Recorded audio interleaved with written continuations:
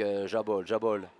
Le crochet, Jabol qui percute le 1-2. Oh Jabol Dadoun et l'ouverture du score. La transversale, c'est pas terminé avec ce ballon qui reste devant la ligne de but. Et on arrive à se dégager miraculeusement pour cette équipe de Borgo. Directement vers la tête de Benoît. Le ballon qui est récupéré par Doukou. Doukou qui peut accélérer. Doukou qui continue à aller de l'avant. Doukou qui percute. Doukou qui va décaler côté la frappe. De côté, elle est contrée. Le poteau et l'ouverture du score. Dans les dernières secondes de cette rencontre, après un jeu de billard incroyable, cette équipe.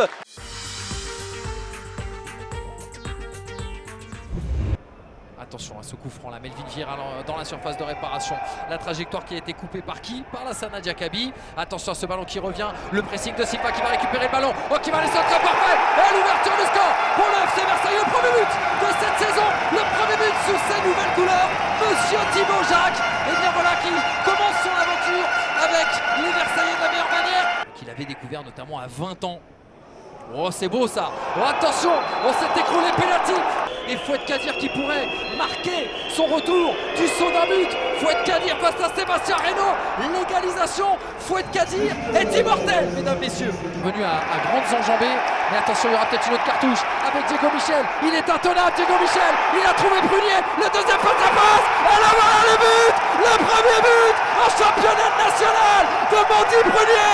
Mandy Prunier qui soulève le stade Jean-Mois. Mandy Prunier qui va sans doute offrir les 3 points au FC Versailles. La contre-attaque qui s'est mise en place et jusqu'à la surface de réparation, même jusqu'à la cage adverse avec Jean-Christophe Bouet qui s'est imposé. Allez, attention, on a récupéré dans l'entrejeu avec c'était dangereux la relance là, et une nouvelle fois le ballon peut-être, et le but, l'ouverture du score pour les Caladois. Maxime Blanc qui fait son retour, Dimitri. Et voilà, Maxime Blanc. Eh bien, on l'attendait du côté des tribunes du stade Armand Chouffé. Et les Sedanais qui jouent ce coup franc. Allez, on joue vers l'avant. On va essayer d'aller embêter ces Caladois avant la mi-temps. Ouais, j'ai cru qu'il allait siffler là, parce que Ousmane Badji c'était quand même bien appuyé. Mais non, le jeu qui continue, le ballon qui a été récupéré quand même par les Soudanais. Attention, la relance complète. Owen Maes qui récupère cette relance un petit peu cafouillée aux abords de la surface de réparation. La menace là dans la lucarne. Bekeshi pour son premier ballon, il est accroché, Bekeshi, il va se relever, il réclame une faute, mais rien du tout, indique monsieur l'arbitre. Da Silva, très beau numéro de Da Silva. Oh le là c'est pas beau, parce qu'il est pas content. Oh rouge. Oh ben alors. Oh là là. Oh ben alors. L'entrée là. Ah ben il a joué un ballon. Il était frustré, il était vexé. Ouais, c'est une faute de frustration. Ouais. Mais ça a l'air d'être Barkham qui se concentre.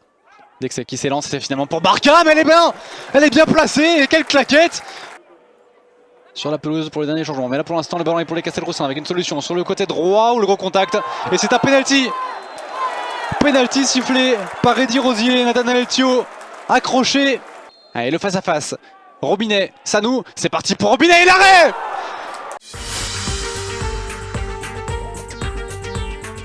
On va essayer de vite enfermer Damien Durand. On va retrouver Giovanni Kanga qui réussit à éliminer son vis-à-vis. Le centre d'Ikanga dans la surface et la tête peut-être de Cherendo. Il y a la frappe de Damien Durand pour l'ouverture du score. Et un superbe but d'entrée de saison pour Damien Durand. Et le Stade Briochin a mis le pied sur l'accélérateur. Le ballon qui est gratté par Fodé Guirassi qui part à toutes enjambées, qui va travailler. Il y a de la fraîcheur qui est entrée. Et Darrell Tokpa face à son ancien partenaire. Et il y a pénalty. Le pénalty qui est sifflé contre Ludovic Butel. On revoit ça tout de suite par Lamien Essai qui va s'élancer face à Ludovic Butel qui le trompe à contre-pied. Et c'est l'égalisation réussie par Darrell Tokpa. Il est rentré il y a quelques instants et il marque Darrell Tokpa sur pénalty face à son ancien club.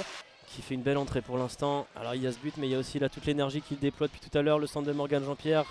Ils sont capables de faire mouche, attention parce qu'on a réussi son contrôle et attention il y aura un deuxième penalty.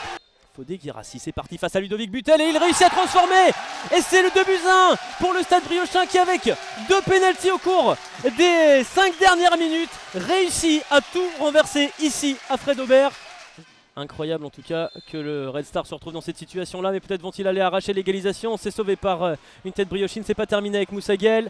La frappe de Thibaut Viala, ça reste dans la surface avec Fred Demy qui peut frapper. L'égalisation qui permet au Red Star d'arracher l'égalisation ici au stade Fred Aubert. C'est un match complètement fou, mais à l'arrivée, les Franciliens vont être récompensés. Pour le moment, un match plaisant avec quelques occasions, des accélérations comme celle-ci par exemple. Kerouédan qui est parti, qui va entrer dans la surface et qui va frapper et qui va ouvrir le score même. Alan Kerouédan qui s'est échappé côté droit et qui a filé tout seul. Il peut monter un petit peu ce ballon, jouer justement entre les lignes et Jarju. Peut-être le ballon vers le Méoté, il va aller au pressing, Jarju, il va le récupérer en 1-3 et il va égaliser. Ah, c'est bien joué de la part notamment de cette petite combinaison avec Johan Leméoté. Ah, ça joue au foot hein, quand même. Boetan qui ouvre et ça va être le attention. Et ce ballon qui va filer au fond des filets, quelle erreur de communication. Ouais, c'est Glenn Matondo, hein. Ouais, c'est Glenn Matondo qui met ce but. Oui, attention à ce ballon dans le dos vers Paulet qui va contrôler, ajuster et inscrire le 3e but de cette rencontre. Des situations, on l'a vu encore une fois ici avec Boutra. Pas signalé hors jeu, attention. Oui, attention parce qu'il y a effectivement Adrien Dabas le poteau. Oh le ballon qui est rentré effectivement dans le but avec un but contre son camp sur ce coup-là de Maxime Patier, le ballon qui avait touché le poteau. Le centre dans la surface, oui, l'égalisation. Bravo. L'égalisation d'Amine Boutra de la tête dans la surface de réparation, ça fait un but partout entre Concarneau et Orléans. Concarneau qui revient.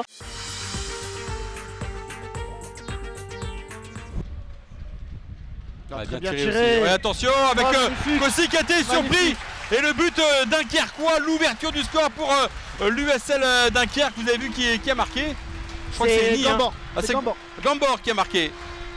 Fadel Koumisti, le centre est bon. Attention dans l'angle de la surface d'opération. Hugo Vargas Rios qui frappe immédiatement. Driss Trichard. Trichard encore pour Bardelli. Entre les lignes, là où il est le plus important. Bardelli encore. Excellent. Bien. Avec la tête pour Gribe et ce ballon qui passe au-dessus de la barre transversale de Nicolas Kosic. Et on en reste là dans cette première mi-temps. Pour le 3e. Ouais, c'est bien joué ça pour Bardelli. Pour Bardelli là qui va s'approcher de Nicolas Kosic. Bardelli qui ajuste.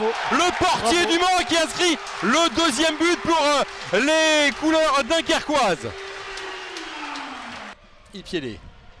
Ipiélé encore qui s'emmène le ballon. Ipiélé qui va se mettre en bonne position. Qui frappe. Oh elle est belle. Oh elle est belle cette frappe et ça fait 3-0 pour l'USL Dunkerque. Cette frappe limpide d'Alain Ipiélé.